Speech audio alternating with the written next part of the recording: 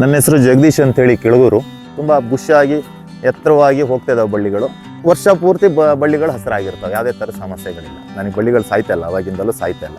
ಎಲೆಗಳು ಈಗ ಶೈನಿಂಗಲ್ಲಿ ಚೆನ್ನಾಗಿದೆ. ಎಲೆಗಳು ತುಂಬ ಅಗಲಾಗಿ ಬರುತ್ತೆ, ದಾರಗಳು ಉದ್ದವಾಗಿ ಬರುತ್ತೆ, ಕಾಳುಗಳು ಹತ್ತತ್ರ ಬರುತ್ತೆ, ಕಾಳುಗಳು ದಪ್ಪವಾಗಿದೆ, ದಷ್ಟಪುಷ್ಟವಾಗಿಯೇ ಬಂದಿದೆ. ಅಗ್ರೋಲೈಸರು ಅಗ್ರೋಸ್ಮೈಲು ನಾನು ಬಳಸೋಕೆ ಸ್ಟಾರ್ಟ್ ಮಾಡಿದ್ಮೇಲೆ ಕನಿಷ್ಠ ಈಗ 3 ವರ್ಷದಿಂದ ನಾನೆಲ್ಲ 10 ಅಡಿ ಏಣಿಗಳಲ್ಲಿ ಕುಯ್ತಾ ಇದ್ವಿ, 15 ಅಡಿ ಏಣಿ. ಈಗ 20 ಅಡಿ ಏಣಿ ಸಾಕಾಗ್ತಾ ಇಲ್ಲ, 25 ಅಡಿ ಏಣಿ ಬಳಸ್ತಾ ಇದ್ದೀನಿ. ಹಾಗಾಗಿ 3 ವರ್ಷದಲ್ಲಿ ಒಂದು 10 ಅಡಿ ಎತ್ತರಕ್ಕೆ ಬೆಳೆದಿದೆ.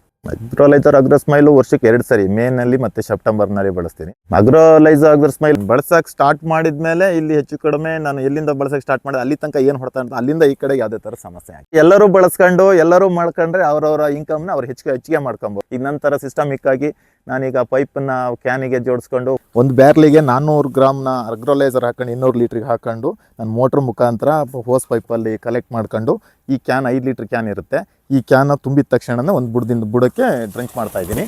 ನೆಕ್ಸ್ಟ್ ಬೀಳಿಗೆ ಹೋಗ್ಬೇಕಾದ್ರೆ ಮತ್ತೆ ತುಂಬ್ಕೊಳುತ್ತೆ. ಅದರಿಂದ ಲೇಬರ್ ಕಾಸ್ಟ್ ತುಂಬ ಉಳಿಯುತ್ತೆ, ತುಂಬ ಸುಲಭವಾಗಿರುತ್ತೆ. 3 ಜನ ಆರಾಮಾಗಿ ಕೆಲಸ ಮಾಡ್ಬೋದು. ಕರೆಕ್ಟಾಗಿ ಬುಡ ಬೇರು ಇರೋ ಜಾಗಕ್ಕೆ ನಾನು ಡ್ರೆಂಚ್ ಮಾಡ್ತಾ ಇದ್ದೀನಿ. ಅದನ್ನು ಎಲ್ಲ ರೈತರುಗಳು ಮಾಡ್ಕೊಂಡ್ರೆ ರೈತರಿಗೆ ಒಂಚೂರು ಇದ್ರ ರಿಸಲ್ಟು ಬರುತ್ತೆ ಅನಿಸುತ್ತೆ. ಕಡಿಮೆ ಖರ್ಚಲ್ಲಿ ಒಳ್ಳೇದೊಂದು ಪ್ರಾಡಕ್ಟ್ ಬಿಟ್ಟಿದ್ದಾರೆ ಈಗ ಸದ್ಯಕ್ಕೆ ಅಗ್ರೋಲೈಸರ್ ಅಗ್ರೋಸ್ಮೈಲು.